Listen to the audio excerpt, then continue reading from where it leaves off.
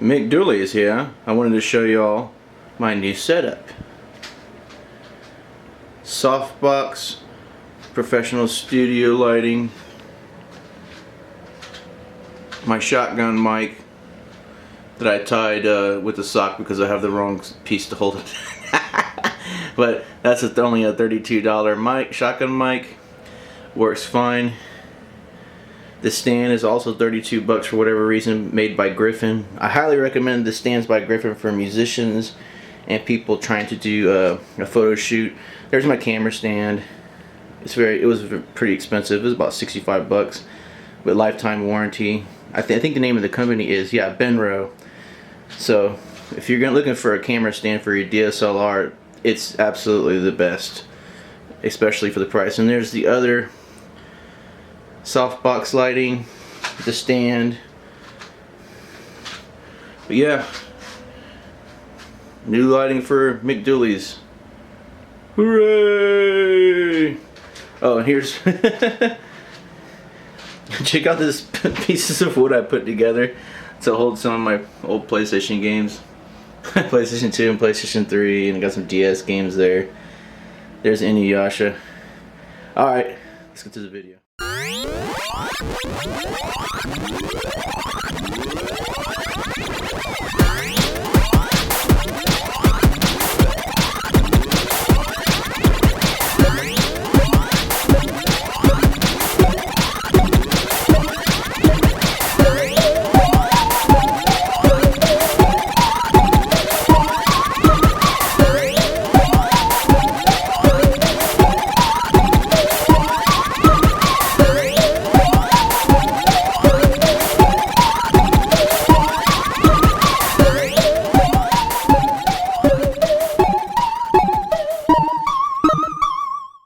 It is I, Mick Dooley's, and I'm here to talk about Devil May Cry 5. But first, I want to show you how many times I can burp in a row.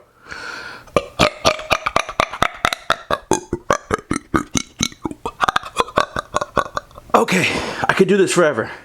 So, infinite is the answer, if you were guessing, but I'm sure that you weren't. Alright, so let's jump into the game, y'all. This is probably the best slasher I've ever played. I've only ever played Devil May Cry 1 and 2, sorry. But this is way better than those games. They've added some things that I don't know if they were in 3 and 4. But let's get into it. Alright, so the protagonist of the game is Nero, and well, there's V, but mostly it's focused on Nero, and apparently he's the next chosen one or whatever. And so he's pretty cool. He's got this sword that you can charge up. It's with a system called Exceed. So you can sit there and press the L2 button over and over again. But it's better to just tap the L2 button as soon as you make contact with the enemy with your sword. And you want to do that because it'll make your sword stronger and faster, and it looks cooler too. So Nero, the story starts out with Nero, and he's going in to fight, to help out Dante, who's fighting this giant tree that has like octopus-like arms that comes out of the ground and stuff, and it's just like encompassing the world and destroying cities. And so Dante's having a hard time, so V and Nero go up. Nero's only got the one arm, so, and this monster is the one that took it, so he obviously wants revenge from the giant tree monster. So spoiler, but not much of a spoiler. Dante is defeated, so nobody knows really if Dante die, or did he escape, or what happened. And so as Nero, you go on a quest with this girl named Nico, which is kind of a weird name for a girl, and she like creates new arms for him, like freaking, you know, like Luke Skywalker type, or not Luke Skywalker, Anakin Skywalker type stuff, you know. Gets a new arm and everything, and these arms, she gets new ones, and so you pick which ones you like. I like the one that's like a little drill. It's only short range, but you can like drill the hell out of enemies, and then if you hold the button down, you can like, most of the time it destroys it, but it'll like just drill the living hell out of everybody. The combos and the style points I think are real cool. You can get up to triple S. I've only got double S. I usually get like A, B's, you know, if it's a boss battle I usually get like C or B, boss battles can be tough sometimes. You do a lot of dodging and shooting and just trying to get the hell out of the way and survive. The gold orbs can bring you back.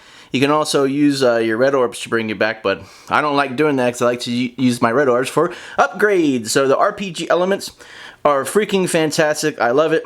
I love the upgrading my abilities. I love buying new devil drivers for Nero. Then let's talk about V now. Okay, so V is like super weird to play with. Like, he can't do a damn thing. He's a wuss. but he's like a summoner, like, you know, to put it into RPG terms. So he has, like, you know, this freaking bird that talks. It's just freaking funny. And he's got this, like, the Shadow Panther. And you press, like, you know, triangle or square to use one or the other. And you upgrade their moves, you know, their combos too. And whenever the enemy is about to die, you can't kill him with the two summoned creatures. So you have to use V to come in and give him the last stab with your little sharp cane. So I thought it was pretty cool. I think to me it's easier to play as Nero, but I really like to play as V because it's something like I've never done before. Honestly, I've never played a game where I'm a weakling and I have to only depend on these two summoned creatures. It's just very interesting to me. Alright, so let's get more into it. Alright, so the genre is described by Capcom, by the way the game is made by Capcom, as stylish action. I would describe it as like an action slasher, but like very top tier, like probably the best action slasher you'll ever play. The cutscenes are very, very, very nice. They're tasteful. They're usually not too long, and sometimes they can get a little long, but I've never been annoyed by it like I am with some games where it's like, okay, I just want to play the game. But they come at the right time, and it's quick, and it's over with, and it's freaking cool, and I'm sure I'm showing lots of these cutscenes over me speaking right now in editing, because they're freaking awesome, and they deserve to be looked at. Okay, so you know, the red orbs, you got the gold orbs that bring you back to life. There's the blue orbs, which I forgot what the hell they do.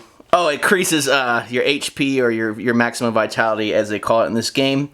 There's little like side missions that you can do. So you'll see like a pentagram or some kind of satanic symbol, and you have to line the camera up with it like perfectly to go in and do it, and you can replay them to get better scores, and that's pretty cool. You can go back and play any of the missions you've done, which I thought that's pretty sweet if you want to get a higher score or you just want to play the game more. The game has incredible replayability. Like me and Brian were playing together, and the missions that he completed, I went back and played it again so I could experience it. You know, myself firsthand. And you can start out in easy mode, which is like human mode, or devil fighter mode, whatever the hell they call it, which is normal mode. So we started on normal, and I do not recommend playing it on human or aka easy mode, because the game is, the normal difficulty is perfect.